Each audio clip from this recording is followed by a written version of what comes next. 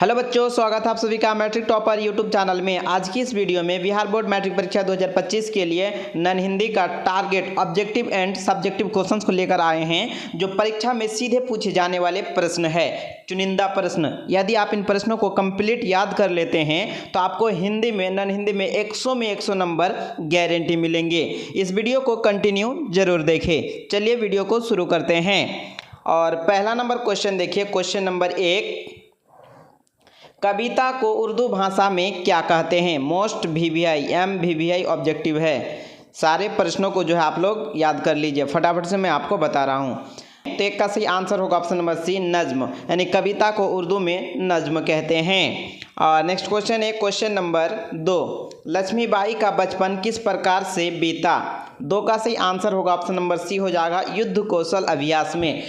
आगे बढ़ेंगे। Next question है क्वेश्चन नंबर 3, 1857 के युद्ध में लक्ष्मीबाई ने झांसी के मैदान में किसे घायल कर मैदान से भागने को विवश कर दिया? विवश का अर्थ होता है मजबूर कर दिया। 3 का सही आंसर हो जाएगा ऑप्शन नंबर ए हो जाएगा, लेफ्टिनेंट वाकर को। यानी 1857 के युद्ध में जो है लक्ष्मीबाई ने लड़ा था, तो मैदान से भागने के लिए किसे विवश कर दिया था? तो लेफ्टिनेंट वाकर को। करेक्ट आंसर हो जाएगा ऑप्शन नंबर ए। और नेक्स्ट क्वेश्चन है क्वेश्चन नंबर 4, ग्वालियर के किस राजा को लक्ष्मीबाई ने हराया? 4 का करेक्ट आंसर होगा ऑप्शन नंबर ए हो जाएगा, सिंधिया को। यानी ग्वालियर के किस राजा को लक्ष्मीबाई ने हराया? तो सिंधिया को। याद रखिए, करेक्ट आंसर हो जाएगा ऑप्शन नंबर ए। और नेक्स्ट क्वेश्चन है क्वेश्चन नंबर 5, झांसी की रानी शीर्षक पाठ साहित्य की कौन सी विधा है? 5 का सही आंसर हो जाएगा ऑप्शन नंबर बी हो जाएगा, जीवन वृतांत। आगे बढ़ते हैं। और नेक्स्ट क्वेश्चन है क्वेश्चन नंबर 6, स्वाधीनता संग्राम कब हुआ था? 6 का सही आंसर होगा ऑप्शन नंबर सी, 1857 ईस्वी में, जिसे लेफ्टिनेंट वाकर को जो है जिस मैदान से भागने के लिए मजबूर यानी विवश कर दिया था। याद रखिए, स्वाधीनता संग्राम कब हुआ था? तो ये 1857 ईस्वी में हुआ था।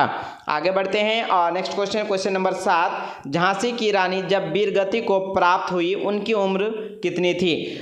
झांसी की रानी को जब वीरगति प्राप्त हुई थी तब उनकी उम्र जो थी वो 23 वर्ष की थी, 23 एज। आगे बढ़ेंगे। नेक्स्ट क्वेश्चन है क्वेश्चन नंबर 8, रानी लक्ष्मीबाई किसकी अवतार थी? 8 का सही आंसर ऑप्शन डी हो जाएगा, दुर्गा की। यानी रानी लक्ष्मीबाई को जो है दुर्गा की भी अवतार कहती थी, तो सही आंसर हो जाएगा ऑप्शन नंबर डी, दुर्गा की। यानी रानी लक्ष्मीबाई दुर्गा की अवतार थी। आगे बढ़ते हैं। और नेक्स्ट क्वेश्चन है क्वेश्चन नंबर 9, झांसी की रानी शीर्षक पाठ किसकी रचना है? 9 का सही आंसर होगा ऑप्शन नंबर बी हो जाएगा, सुभद्रा कुमारी चौहान। यानी झांसी की रानी जो है ये शीर्षक पाठ की यानी शीर्षक जो पाठ है ये किनके द्वारा लिखे गए हैं? तो सुभद्रा कुमारी चौहान के द्वारा लिखे गए हैं। आगे बढ़ेंगे। नेक्स्ट क्वेश्चन है क्वेश्चन नंबर 10, झांसी की रानी कविता देश के किस घटना की याद आज भी कराती है? यानी झांसी की रानी जो है कविता ये देश की किस घटना की याद आज भी कराती है? तो 10 का सही आंसर ऑप्शन ए हो जाएगा, प्रथम स्वतंत्रता संग्राम की। आगे बढ़ेंगे। और नेक्स्ट क्वेश्चन है क्वेश्चन नंबर 11, नाना साहब लक्ष्मीबाई को किस नाम से पुकारते थे? 11 का सही आंसर होगा ऑप्शन नंबर डी हो जाएगा, छबीली। यानी लक्ष्मीबाई की जो नाना था उसने लक्ष्मीबाई को छबीली नाम से पुकारा करते थे। सही आंसर हो जाएगा ऑप्शन नंबर डी, छबीली। आगे बढ़ेंगे। और नेक्स्ट क्वेश्चन है क्वेश्चन नंबर 12, लेखक लखनऊ क्यों जाना चाह रहा था? 12 का सही आंसर हो जाएगा ऑप्शन नंबर बी हो जाएगा, बेहतर चिकित्सा हेतु। चिकित्सा का अर्थ होता है इलाज। लेखक का पेट में जो दर्द होता था पार्टी करने के बाद रिश्तेदार के घर से, तो वो जो है बेहतर इलाज के लिए लखनऊ जाना चाहता था, बेहतर चिकित्सा के लिए। करेक्ट आंसर हो जाएगा ऑप्शन नंबर बी। आगे बढ़ेंगे। और नेक्स्ट क्वेश्चन है क्वेश्चन नंबर 13, चिकित्सा का चक्कर शीर्षक पाठ के लेखक कौन हैं? 13 का सही आंसर होगा ऑप्शन नंबर डी हो जाएगा, बेढप बनारसी। यानी चिकित्सा का चक्कर शीर्षक पाठ के लेखक बेढप बनारसी हैं। करेक्ट आंसर ऑप्शन डी हो जाएगा। और नेक्स्ट क्वेश्चन क्वेश्चन नंबर 14, चिकित्सा का चक्कर के शीर्षक पाठ में बीमार कौन पड़ा? तो 14 का सही आंसर होगा ऑप्शन नंबर ए हो जाएगा, स्वयं लेखक। यानी कि लेखक को जो बीमार पड़ने की बहुत दिनों से इच्छा थी, तो वो स्वयं लेखक बीमार पड़े थे, जिसका इलाज चौहानाथ कतरजी ने किया था। आगे बढ़ेंगे। नेक्स्ट क्वेश्चन है क्वेश्चन नंबर 15, लेखक को बीमार रहने की इच्छा क्यों हुई? तो 15 का सही आंसर होगा ऑप्शन नंबर ए, काम करते करते थक गए थे तो इसलिए जो है लेखक को बीमार पड़ने की इच्छा हुई थी। और लेखक मन ही मन में सोचते थे कि जब बीमार पड़ेंगे तब रिश्तेदार आएंगे मिलने, अच्छे अच्छे खाने फल फ्रूट मिलेंगे। इसी कारण से जो है लेखक को बीमार पड़ने की इच्छा हुई थी और ज़्यादातर वो काम करते करते थक जाते थे। करेक्ट आंसर हो जाएगा ऑप्शन नंबर ए। और नेक्स्ट क्वेश्चन है क्वेश्चन नंबर 16, किस चिकित्सा पद्धति में जड़ी बूटियों से दवाइयाँ बनती है? 16 का सही आंसर ऑप्शन सी हो जाएगा, आयुर्वेदिक चिकित्सा से, यानी आयुर्वेदिक चिकित्सा पद्धति से जड़ी बूटियों से दवाइयाँ बनती है, याद रखिए। और नेक्स्ट क्वेश्चन है क्वेश्चन नंबर 17, चिकित्सा का चक्कर शीर्षक पाठ साहित्य की कौन सी विधा है? 17 का सही आंसर होगा ऑप्शन नंबर डी हो जाएगा, व्यंग। चिकित्सा का चक्कर जो है साहित्य की यह एक व्यंग विधा है। करेक्ट आंसर ऑप्शन डी हो जाएगा। आगे बढ़ेंगे और नेक्स्ट क्वेश्चन है क्वेश्चन नंबर 18, लेखक को किस समय भोजन कर लेने की आदत थी? तो 18 का सही आंसर होगा ऑप्शन नंबर सी हो जाएगा, शाम में, यानी लेखक को जो है शाम के समय में भोजन कर लेने की आदत थी, रेगुलर एवरेज टाइम। आगे बढ़ेंगे नेक्स्ट क्वेश्चन है क्वेश्चन नंबर 19, लेखक को पेट दर्द से रात में कितने बजे नींद खुली? तो 19 का सही आंसर होगा ऑप्शन नंबर सी, 3 बजे। रात 3 बजे जो है लेखक को पेट दर्द से उसकी नींद खुल गई थी। आगे बढ़ेंगे नेक्स्ट क्वेश्चन क्वेश्चन नंबर 20, लोगों की सलाह पर चूहानाथ कतरजी को बुलाया गया, यह थे? 20 का सही आंसर हो जाएगा option number C, doctor. Doctor का नाम देखिए, चूहानाथ कतरजी, ये कौन थे? तो यह एक डॉक्टर थे। इसको किसकी सलाह पर बुलाया गया था? गांव वालों की सलाह पर, लोगों की सलाह पर। आगे बढ़ते हैं नेक्स्ट क्वेश्चन क्वेश्चन नंबर 21, वह साहित्यिक युग जिसमें चित्रण की सूक्ष्मता पर बल दिया गया है कहलाता है? 21 का सही आंसर ऑप्शन ए हो जाएगा, छायावाद, यानी वह साहित्यिक युग जिसमें चित्रण की सूक्ष्मता पर बल दिया गया है उसे छायावाद कहते हैं। करेक्ट आंसर होगा ऑप्शन नंबर ए। और नेक्स्ट क्वेश्चन है क्वेश्चन नंबर 22, कृष्ण ने सुदामा को कुछ ना देकर किसे वैभव संपन्न कर दिया? 22 का करेक्ट आंसर होगा ऑप्शन नंबर डी हो जाएगा, उनकी पत्नी को, यानी कृष्ण ने सुदामा को कुछ ना देकर उसे वैभव संपन्न कर दिया था। किससे? तो उनकी पत्नी को देकर। आगे बढ़ेंगे और नेक्स्ट क्वेश्चन है क्वेश्चन नंबर 23, सुदामा चरित्र गद्य की कौन सी विधा है? 23 का सही आंसर होगा ऑप्शन नंबर सी हो जाएगा, कविता है। आगे बढ़ेंगे नेक्स्ट क्वेश्चन है क्वेश्चन नंबर 24, सुदामा अपने मित्र से मिलने कहाँ गए थे? 24 का सही आंसर ऑप्शन बी हो जाएगा, द्वारिका। सुदामा जो थे कृष्ण के बाल सखा थे, यानी बचपन के दोस्त थे, उनसे मिलने द्वारिका गए थे। करेक्ट आंसर होगा ऑप्शन नंबर बी। और नेक्स्ट क्वेश्चन है क्वेश्चन नंबर 25, सुदामा और कृष्ण क्या थे? तो 25 का करेक्ट आंसर होगा ऑप्शन नंबर ए, बाल सखा, यानी बचपन के मित्र। Next question question number 26, Sudama Charitra के लेखक कौन हैं? 26 का करेक्ट आंसर ऑप्शन सी हो जाएगा, नरोत्तम दास, यानी सुदामा चरित्र के लेखक राइटर नरोत्तम दास है। Correct answer option number C हो जाएगा। नेक्स्ट क्वेश्चन है क्वेश्चन नंबर 27, इनमें कौन सा नरोत्तम दास की कृति है? 27 का सही आंसर ऑप्शन ए हो जाएगा, सुदामा चरित्र, यानी सुदामा चरित्र जो है ये नरोत्तम दास के द्वारा लिखे गए हैं। करेक्ट आंसर होगा ऑप्शन नंबर ए। नेक्स्ट क्वेश्चन है क्वेश्चन नंबर 28, राह भटके हिरन को शीर्षक कविता के कवि कौन हैं? तो 28 का सही आंसर होगा ऑप्शन नंबर डी हो जाएगा, डॉक्टर नी वियतनाम। ये जो है राह भटके हिरन के बच्चे के लेखक हैं। और राह भटके हिरन के बच्चे यह क्या है? तो यह कविता है। आगे बढ़ेंगे नेक्स्ट क्वेश्चन क्वेश्चन नंबर 29, जंगल में हिरन का बच्चा क्या कर रहा था? 29 का करेक्ट आंसर हो जाएगा ऑप्शन नंबर सी हो जाएगा, माँ से बिछड़ गया था, यानी जंगल में हिरन के बच्चे जो है अपने माँ से बिछड़ गया था। याद रखिए correct answer option number C हो जाएगा। नेक्स्ट क्वेश्चन क्वेश्चन नंबर 30, हिरन के बच्चे के लिए कौन दुखी था? 30 का सही आंसर ऑप्शन सी हो जाएगा, कवि, यानी हिरन के बच्चे के लिए कवि जो है बहुत दुखी था, क्योंकि हिरन जो है हिरन का बच्चा जंगल में अपने माँ से बिछड़ गया था, खो गया था, यूँ भाषा में समझ लीजिए हेरा गया था। आगे बढ़ते हैं नेक्स्ट क्वेश्चन है क्वेश्चन नंबर 31, राह भटके हिरन के बच्चे को कैसी कविता है? 31 का सही आंसर ऑप्शन बी हो जाएगा, अत्यंत मार्मिक, यानी बहुत ही इमोशनल, वेरी इमोशनल।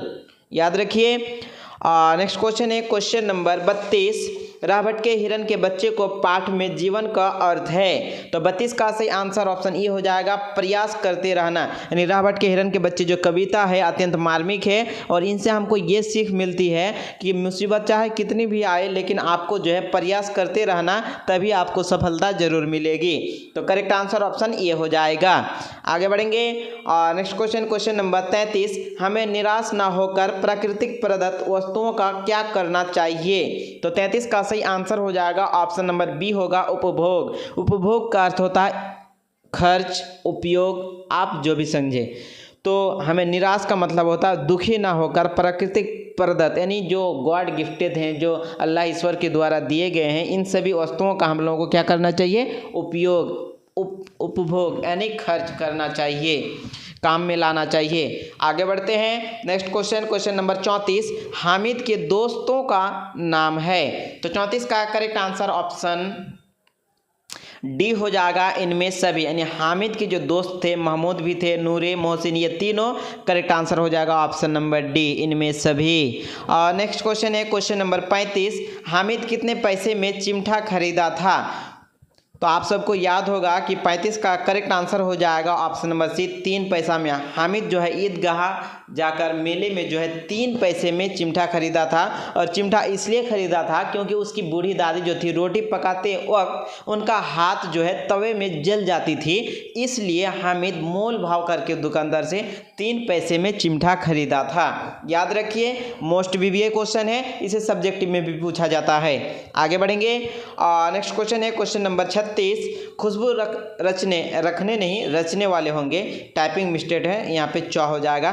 खुशबू रचने वाले हाथ किस परिस्थितियों में रहने को विवश हैं। तो 36 का सही आंसर ऑप्शन सी हो जाएगा, दयनीय, गरीबी रेखा में। आगे बढ़ेंगे नेक्स्ट क्वेश्चन है क्वेश्चन नंबर 37, खुशबू रचते हैं हाथ शीर्षक पाठ का मुख्य उद्देश्य क्या है। 37 का करेक्ट आंसर ऑप्शन ये हो जाएगा, श्रम की महानता को प्रतिपादित करना। यानी खुशबू रचने वाले हाथ में शीर्षक पाठ का जो मुख्य उद्देश्य है, मेन पॉइंट है, उसमें ये समझाया गया है कि श्रम यानी मजदूर की महानता को प्रतिपादित करना, यानी लोगों के सामने उजागर करना। याद रखिए। नेक्स्ट क्वेश्चन है क्वेश्चन नंबर 38, अध्ययन विरोधी तत्वों को किसने धूल चटा दिया। तो 38 का सही आंसर ऑप्शन ए हो जाएगा, कदम ने। यानी अध्ययन विरोधी तत्वों को किसने धूल चटा दिया था, तो अपने हौसले, अपने उड़ान, अपने जज्बे यानी कि कदम ने, चलते हुए राह। आगे बढ़ेंगे और नेक्स्ट क्वेश्चन है क्वेश्चन नंबर 39, मोहम्मद अब्दुल रहमान खान की पोती कौन है। तो 39 का करेक्ट आंसर होगा option number B, Zainab Khan. Zainab Khan कौन थी, तो ये मोहम्मद अब्दुल रहमान खान की पोती थी। आगे बढ़ते हैं नेक्स्ट क्वेश्चन नंबर 40, खेमा के पिता की आर्थिक स्थिति कैसी थी। तो 40 का सही आंसर हो जाएगा ऑप्शन नंबर सी हो जाएगा, अत्यंत दयनीय। और आगे बढ़ते हैं, खेमा के जो पिता की आर्थिक स्थिति मतलब अत्यंत दयनीय मतलब होता है बहुत गरीब। याद रखिए। और नेक्स्ट क्वेश्चन है क्वेश्चन नंबर 41, बाल गोविंद भगत किसकी रचना है। 41 का करेक्ट आंसर ऑप्शन नंबर ए हो जाएगा, रामवृक्ष बेनीपुरी की। बाल गोविंद भगत किसकी रचना का मतलब होता है लेखक, राइटर। याद रखिए, तो ये रामवृक्ष बेनीपुरी के द्वारा लिखे गए। आगे बढ़ेंगे। नेक्स्ट क्वेश्चन है क्वेश्चन नंबर 42, बाल गोविंद भगत पेशे से क्या हैं। तो 42 का करेक्ट आंसर होगा ऑप्शन नंबर सी हो जाएगा, गृहस्थ। यानी बाल गोविंद जो थे ये सिर पर कबीरपंथी टोपी पहनते थे और ये जो है पेशे से एक गृहस्थ हैं। करेक्ट आंसर होगा option number C. Next question है क्वेश्चन नंबर 43, बाल गोविंद भगत गद्य की कौन सी विधा है। तो 43 का करेक्ट आंसर होगा ऑप्शन नंबर डी हो जाएगा, रेखा चित्र। आगे बढ़ेंगे। नेक्स्ट क्वेश्चन है क्वेश्चन नंबर 44, बाल गोविंद भगत कबीर को क्या मानते थे। तो 44 का सही आंसर होगा ऑप्शन नंबर सी, साहब। बाल गोविंद भगत जो थे वो कबीर को साहब मानते थे। नेक्स्ट क्वेश्चन है क्वेश्चन नंबर 45, हुंडरू जलप्रपात की ऊंचाई कितनी है। तो 45 का सही आंसर होगा ऑप्शन नंबर बी हो जाएगा, 243 फुट। हुंडरू जलप्रपात की टोटल ऊंचाई 243 फुट है और ये कहाँ है, तो झारखंड में। नेक्स्ट क्वेश्चन है क्वेश्चन नंबर 46 हुंडरू का जलप्रपात रांची से कितनी दूर है? 46 का सही आंसर होगा ऑप्शन नंबर डी हो जाएगा 27 किलोमीटर। यानी हुंडरू का जलप्रपात जो है रांची झारखंड की राजधानी से जो है 27 किलोमीटर की दूरी पर है, याद रखिए। और नेक्स्ट क्वेश्चन है क्वेश्चन नंबर 47, बिहारी किस काल के कवि हैं? 47 का करेक्ट आंसर होगा ऑप्शन नंबर बी हो जाएगा रीतिकाल के। यानी बिहारी जो है ये रीतिकाल के कवि हैं, इसका करेक्ट आंसर हो जाएगा ऑप्शन नंबर बी हो जाएगा रीतिकाल। और नेक्स्ट क्वेश्चन है क्वेश्चन नंबर 48, बिहारी किस रस के कवि हैं? बिहारी जो है वो किस रस के कवि हैं? 48 का करेक्ट आंसर ऑप्शन सी हो जाएगा श्रृंगार रस। आगे बढ़ेंगे। नेक्स्ट क्वेश्चन नंबर 49, प्रेम के कवि के रूप में इनमें कौन प्रसिद्ध हैं? प्रसिद्ध का अर्थ होता है फेमस। 49 का करेक्ट आंसर होगा ऑप्शन नंबर ए हो जाएगा बिहारी लाल। यानी प्रेम के कवि के रूप में जो है बिहारी लाल प्रसिद्ध हैं, फेमस हैं, वायरल हैं। आगे बढ़ेंगे। नेक्स्ट क्वेश्चन है क्वेश्चन नंबर 50, आज़ाद दास्ता के सक्रिय सदस्य इनमें से कौन हैं? सक्रिय सदस्य का अर्थ होता है एक्टिव मेंबर। 50 का सही आंसर हो जाएगा ऑप्शन नंबर डी हो जाएगा Karpoori Thakur. Next question number 51, Kabir किस भक्ति धारा के कवि थे? तो 51 का करेक्ट आंसर ऑप्शन ए हो जाएगा निर्गुण भक्ति धारा के। कबीर जो थे ये निर्गुण भक्ति धारा के कवि थे। आगे बढ़ेंगे। नेक्स्ट क्वेश्चन नंबर 52, कवि कैसे संत थे? तो 52 का करेक्ट आंसर ऑप्शन बी हो जाएगा निर्गुणवादी। यानी कवि किस प्रकार के संत थे? तो ये निर्गुणवादी संत थे। करेक्ट आंसर ऑप्शन नंबर 53 जननायक कर्पूरी ठाकुर थे। 53 का सही आंसर हो जाएगा ऑप्शन नंबर बी हो जाएगा गरीबों के मसीहा। यानी जननायक कर्पूरी ठाकुर जो थे ये गरीबों के मसीहा थे, गरीबों के दोस्त थे, गरीबों के अपने। आगे बढ़ेंगे। नेक्स्ट क्वेश्चन है क्वेश्चन नंबर 54, विक्रमशिला पाठ साहित्य की कौन सी विधा है? 54 का करेक्ट आंसर होगा ऑप्शन नंबर बी हो जाएगा निबंध। यानी विक्रमशिला जो है यह एक निबंध है। आगे बढ़ेंगे। नेक्स्ट क्वेश्चन नंबर 55, विक्रमशिला का अतीत और वर्तमान कौन सुना रहा है? 55 का correct answer option number C हो जाएगा स्वयं विक्रमशिला।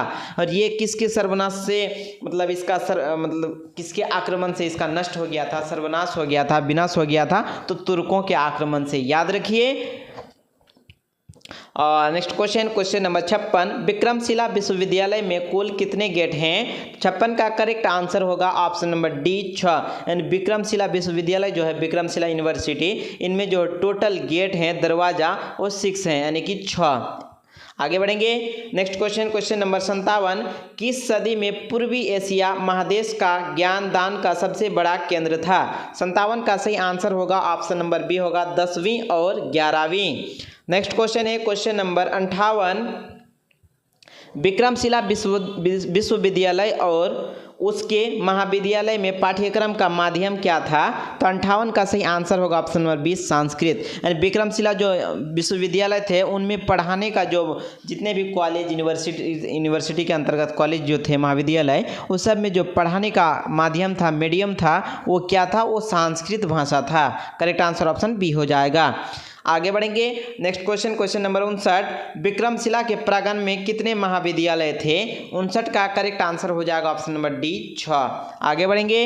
नेक्स्ट क्वेश्चन है क्वेश्चन नंबर 60, विक्रमशिला की स्थापना कब हुई? 60 का सही आंसर होगा ऑप्शन नंबर बी 8वीं सदी में। आगे बढ़ते हैं। और नेक्स्ट क्वेश्चन है क्वेश्चन नंबर 61, विक्रमशिला कहाँ स्थित है?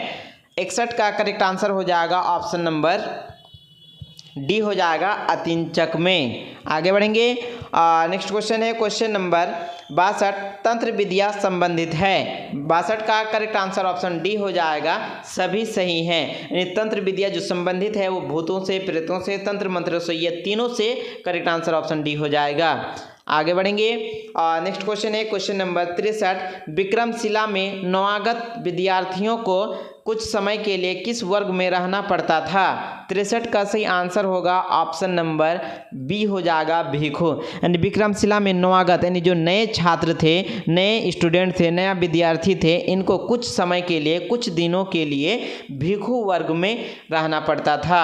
आगे बढ़ेंगे। नेक्स्ट क्वेश्चन नंबर 64, विक्रमशिला विश्वविद्यालय का सर्वनाश किसने किया?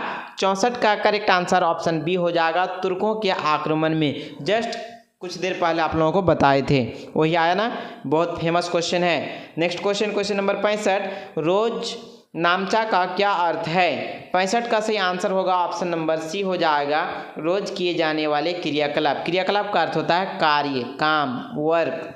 यानी 65 नंबर क्वेश्चन है, रोज नामचा का क्या अर्थ है? तो रोज नामचा का अर्थ होता है रोज किए जाने वाले क्रियाकलाप, यानी कि काम, daily work. Next question, question number 66, दीदी की डायरी साहित्य की कौन सी विधा है? 66 का सही आंसर ऑप्शन डी होगा, डायरी। नेक्स्ट क्वेश्चन है क्वेश्चन नंबर 67, सत्य के प्रयोग पुस्तक के रचयिता कौन है? 67 का सही आंसर होगा option number A, Gandhi ji. Next question है क्वेश्चन नंबर 68, दीदी के डायरी शीर्षक पाठ में किस पर करारा प्रहार किया गया है? तो 68 का सही आंसर हो जाएगा ऑप्शन नंबर ए, सामाजिक परंपरा पर। और नेक्स्ट क्वेश्चन है क्वेश्चन नंबर 69, संजू किस कक्षा में पढ़ती है? तो 69 का सही आंसर होगा ऑप्शन नंबर सी, 8वीं। संजू जो है वो 8वीं कक्षा में पढ़ती है। नेक्स्ट क्वेश्चन है क्वेश्चन नंबर 70, संजू ने जिस गांधी साहित्य को पढ़ा उसका नाम क्या था? 70 का सही आंसर होगा ऑप्शन नंबर बी हो जाएगा, सत्य के प्रयोग। यानी संजू ने जिस गांधी साहित्य को पढ़ा था, गांधी जी के द्वारा लिखे गए जो बुक था, वो किसका नाम था? सत्य के प्रयोग। इनके लेखक महात्मा गांधी जी हैं। आगे बढ़ेंगे।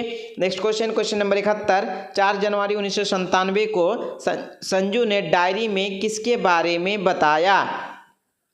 71 का करेक्ट आंसर होगा ऑप्शन नंबर ए, जापानी लड़की तोतो जान के बारे में। यानी 4 जनवरी 1997 को जो संजू गई थी पिकनिक मनाने, तो उस दिन जापानी लड़की तोतो जान के बारे में अपने डायरी में बताया था, लिखा था। और next question, question number 72, Sanju को डायरी लिखने की प्रेरणा कैसे मिली? तो 72 का सही आंसर होगा ऑप्शन नंबर ये हो जाएगा, गांधी साहित्य से। और नेक्स्ट क्वेश्चन है क्वेश्चन नंबर 73, छायावादी कविता की उल्लेखनीय विशेषता क्या है? 73 का करेक्ट आंसर ऑप्शन ये हो जाएगा, प्रकृति चित्रण। यानी छायावादी कविता की जो उल्लेखनीय विशेषता है वो प्रकृति चित्रण है, यानी प्राकृतिक के द्वारा मैच होते हैं, मिलता जुलता। आगे बढ़ेंगे। नेक्स्ट क्वेश्चन है क्वेश्चन नंबर 74, पीपल का पेड़ मानव सभ्यता के लिए है? 74 का सही आंसर होगा ऑप्शन नंबर बी हो जाएगा, अति उपयोगी, यानी वेरी वेरी इंपॉर्टेंट। पीपल का पेड़ जो है मानव के लिए, हमारे लिए बहुत ही यूजफुल, यानी कि अति उपयोगी है, वेरी इंपॉर्टेंट। और नेक्स्ट क्वेश्चन है क्वेश्चन नंबर 75, भारतीय संस्कृति में पीपल वृक्ष का स्थान कैसा है? 75 का सही आंसर हो जाएगा ऑप्शन नंबर ए हो जाएगा, पूजनीय, यानी पूजा करने लायक। और नेक्स्ट क्वेश्चन है क्वेश्चन नंबर 76, पीपल शीर्षक कविता के कवि कौन हैं? 76 का सही आंसर होगा ऑप्शन नंबर ए, गोपाल सिंह नेपाली। यानी पीपल शीर्षक जो है यह क्या है, पीपल क्या है? तो यह एक कविता है, इनके कवि कौन है? तो गोपाल सिंह नेपाली है। याद रखिए, सारा बात समझ में आ गया होगा। Next question, question number 77, people Hindi साहित्य के किस काल की कविता है? 77 का करेक्ट आंसर होगा ऑप्शन नंबर डी, छायावाद। नेक्स्ट क्वेश्चन है क्वेश्चन नंबर 78, पीपल का वृक्ष किस गैस को उत्सर्जित करता है? 78 का सही आंसर होगा ऑप्शन नंबर बी हो जाएगा, ऑक्सीजन। यानी पीपल का वृक्ष जो है O2 यानी ऑक्सीजन गैस को उत्सर्जित करता है। आगे बढ़ेंगे। Next question, question number 79, Peepal कविता में किस भाव की व्यंजना हुई? तो 79 का सही आंसर होगा ऑप्शन नंबर ए, जंगल के प्राकृतिक सौंदर्य का। आगे बढ़ेंगे। नेक्स्ट क्वेश्चन है क्वेश्चन नंबर 80, मोहम्मद अब्दुल रहमान खान की पोती कौन है? तो 80 का करेक्ट आंसर ऑप्शन बी होगा, जैनब खान। और नेक्स्ट क्वेश्चन है क्वेश्चन नंबर 81, बंगाली समाज के लोग निराला जी से किसकी रचना गवाकर सुनना पसंद करते थे? तो 81 का सही आंसर होगा ऑप्शन नंबर बी, रविंद्रनाथ की, यानी रविंद्रनाथ टैगोर की। बंगाली समाज के लोग निराला जी से इसकी रचना गवाकर जो है सुनना पसंद करते थे। आगे बढ़ते हैं। Next question, question number 82, Deenbandhu Nirala का पूरा नाम था, यानी दीनबंधु निराला जो था उनका पूरा नाम क्या था? 82 का करेक्ट आंसर होगा ऑप्शन नंबर बी हो जाएगा, सूर्यकांत त्रिपाठी, यानी निराला। आगे बढ़ेंगे। नेक्स्ट क्वेश्चन है क्वेश्चन नंबर 83, बेलूर मठ कहाँ है? 83 का सही आंसर ऑप्शन ए हो जाएगा, कलकत्ता में। नेक्स्ट क्वेश्चन है क्वेश्चन नंबर 84, दीनबंधु निराला शीर्षक पाठ की शीर्षक पाठ गद्य की कौन सी विधा है? 84 का सही आंसर हो जाएगा ऑप्शन नंबर डी हो जाएगा संस्मरण। नेक्स्ट क्वेश्चन नंबर 85, दीनबंधु निराला शीर्षक का संस्मरण में रचनाकार हैं। 85 का सही आंसर ऑप्शन बी हो जाएगा आचार्य शिवपूजन सहाय। और next question number 86, Nirala ji सच्चे अर्थों में किसके मित्र थे? 86 का सही आंसर होगा ऑप्शन नंबर ए दीन दुखियों के। दीन दुखियों का अर्थ होता है गरीब मजदूरों के, गरीबों के मसीहा थे। उनके क्या थे? सच्चे अर्थों में मित्र थे, दोस्त थे, फ्रेंड्स। आगे बढ़ेंगे। नेक्स्ट क्वेश्चन नंबर 87, खेमा के पिता की आर्थिक स्थिति कैसी थी? 87 का सही आंसर ऑप्शन सी अत्यंत दयनीय यानी बहुत गरीब। नेक्स्ट क्वेश्चन नंबर 88, कसारा ने खेमा को किस लिए फटकारा? 88 का सही आंसर होगा ऑप्शन नंबर ए हो जाएगा चप्पल मांगने पर। कसारा जो था ये होटल का मालिक था और इनके होटल में खेमा काम करता था, जो 8 से 9 वर्ष का एक नौजवान लड़का था, जिनके माता पिता बहुत गरीब होने के कारण उसके होटल में बेच दिया था। और ये जो है गर्मी में जब चलते थे चाय देते वक्त या फिर कहीं आने जाने में सामान लाने में, तो उनकी पैर जल जाता था, जिस कारण जो है होटल के मालिक कसारा से वो चप्पल मांगा था एक बार, तो उस पर जो है बहुत फटकारा था। किसने? तो कसारा ने। याद रखिए, मैंने पूरा स्टोरी आपको सुना दिया। नेक्स्ट क्वेश्चन नंबर 89, खेमा कहानी में किसका वर्णन है? तो 89 का करेक्ट आंसर ऑप्शन ये हो जाएगा बाल मजदूरी का। नेक्स्ट क्वेश्चन नंबर 90, खेमा द्वारा चप्पल मांगने पर कसारा ने क्या कहा? 90 का सही आंसर ऑप्शन बी हो जाएगा अभी रख दूं चप्पल सिर पर। यानी जब चप्पल मांगा तो तुरंत रिप्लाई में कसारा ये बोला कि अभी रख दूं चप्पल सिर पर। इसका मतलब आप समझ सकते हैं। नेक्स्ट क्वेश्चन नंबर 91, खेमा शीर्षक पाठ गद्य की कौन सी विधा है? तो 91 का करेक्ट आंसर ऑप्शन ये हो जाएगा कहानी है। और आगे बढ़ेंगे। नेक्स्ट क्वेश्चन नंबर 92, खेमा शीर्षक कहानी का मुख्य पात्र हैं। तो 92 का करेक्ट आंसर ऑप्शन ये हो जाएगा खेमा। और नेक्स्ट क्वेश्चन नंबर 93, खेमा शीर्षक कहानी किस प्रथा पर करारा प्रहार करती है? 93 का सही आंसर हो जाएगा ऑप्शन नंबर सी हो जाएगा बाल मजदूरी पर। यानी खेमा शीर्षक कहानी जो है ये बाल मजदूरी पर करारा प्रहार करती है, यानी उसके विरोध काम करती है। याद रखिए। नेक्स्ट क्वेश्चन नंबर 94, खेमा कहाँ काम करता था? 94 का करेक्ट आंसर ऑप्शन डी हो जाएगा कसारा के होटल में काम करता था। खेमा जो था ये कसारा के होटल में काम करता था। आगे बढ़ेंगे। नेक्स्ट क्वेश्चन नंबर 95, खेमा के पिता ने उसे किस कारण बेच दिया था? 95 का करेक्ट आंसर होगा ऑप्शन नंबर ए गरीबी के कारण। नेक्स्ट क्वेश्चन नंबर 96, सफलता की जननी कौन है? 96 का करेक्ट आंसर ऑप्शन सी हो जाएगा शर्म। यानी मेहनत करते रहिए, सफलता निश्चित मिलेगी एक न एक दिन। आगे बढ़ेंगे। नेक्स्ट क्वेश्चन नंबर 97, हर काम की सफलता का राज क्या है? यानी जो भी काम करते हैं उसकी सफलता का राज क्या है? 97 का करेक्ट आंसर ऑप्शन ए हो जाएगा शर्म, यानी मेहनत मजदूरी। अगर आप मेहनत करते हैं तो हर काम में आपको सफलता जरूर मिलेगी। याद रखिए। नेक्स्ट क्वेश्चन नंबर 98, खुशबू रचते हैं हाथ शीर्षक पाठ में कैसे हाथों का वर्णन हुआ है? 98 का सही आंसर ऑप्शन डी हो जाएगा श्रम से कठोर हाथ। नेक्स्ट क्वेश्चन नंबर 99, खुशबू रचते हैं हाथ क्या बनाते हैं? तो 99 का सही आंसर ऑप्शन डी हो जाएगा खुशबूदार अगरबत्तियां बनाते हैं। यानी खुशबू रचने वाले हाथ जो है क्या बनाते हैं? तो आपको याद होगा कि खुशबू रचने वाले जो भी गरीब मजदूर के कठोर हाथ हैं वे अगरबत्तियां बनाते हैं। आगे बढ़ेंगे। नेक्स्ट क्वेश्चन नंबर 100, खुशबूदार अगरबत्तियां कौन बनाते हैं? तो 100 का सही आंसर हो जाएगा ऑप्शन नंबर डी होगा गरीब और निसहाय लोग। ये क्या बनाते हैं? तो खुशबूदार अगरबत्तियां बनाते हैं। और फ्रेंड्स आज की इस वीडियो में आपको 100 ऑब्जेक्टिव क्वेश्चंस बताए हैं, जो कि काफ़ी टारगेट है, VVI मोस्ट VVI ऑब्जेक्टिव था। और आज की यह वीडियो बहुत लंबी हो रही है, इसलिए ऑब्जेक्टिव क्वेश्चंस को ही क्लियर किए हैं। नेक्स्ट वीडियो में सब्जेक्टिव क्वेश्चंस को क्लियर करेंगे। आप जो है इन 100 ऑब्जेक्टिव क्वेश्चंस को याद कर लीजिए और इस वीडियो को अपने दोस्तों को भी शेयर कर दें ताकि उसे भी फायदे हो सके। और इसी तरह के नए वीडियो देखने के लिए मैट्रिक टॉपर यूट्यूब चैनल को सब्सक्राइब करके बेल आइकन को प्रेस कर लीजिए ताकि हर वीडियो का नोटिफिकेशन सबसे पहले मिले और आप उन वीडियोज को देख पाएँ। मिलते हैं अगली वीडियो में, तब तक के लिए जय हिंद।